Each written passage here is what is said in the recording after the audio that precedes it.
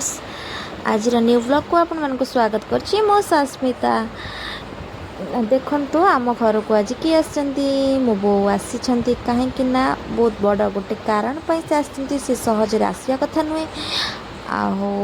आसला परे रिसु बाबा सहित तांकर खेल टिके स्टार्ट हो जाइछि। तांको बापू आसी छाड़ी की पळेला तापरे रिसु बाबा सहित खेल हला परे संध्यारे तांकर ट्रीटमेंट आरंभ हो गला कहीं गोड़े गोटे कंटा पशि जाइतिला लुहा कंटा तो सेटा टीटी नहीं कि भल ही जाइतिला किंतु सेटा बिंधा टिके दरज रहुथिला बहुत दिन 2-3 मास हेलानी सेटा एमती थिला तो तांकर ट्रीटमेंट भल ही माने आरंभ हो जाइतिला तो ताको छुंची रे एपट सेपट करी गोटे ऑइलमेंट कौन लगे ताको टिके ठीक ठाक करुछंती आम बाबू आ तापरे एमती चलला परे ता पर दिन आसी जाइतिला हमर हीरो तपुन बाबा आसिक गोटे केस कर देइचंती पूरा सीढ़ी ऊपर को चढ़ी जाइचंती गाँव रे से सीढ़ी चढ़ी पारलेनी एठी आसले सीढ़ी चढ़िया पाई तापर तांकू धखी डरी एपटे बोर रिसुर सीढ़ी तल को धरी छंती तापर से धीरे धीरे ओल्हे आसिक एमती मजा मस्ती भितर से तांक हॉस्टल को पळेले।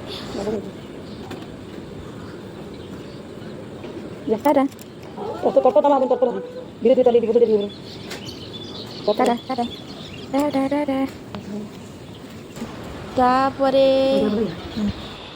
आमे बाहर थिलु बहुत जगह बुलाबुली करचु मजा मस्ती कलु गछरे पानी दबा बैट बॉल खेलिबा रिसु तार बहुत एंजॉय करथिला मन मन तो गोटे सांग खोजुतिला वो मिलिगला जेहेतु से बहुत खुशी थिला।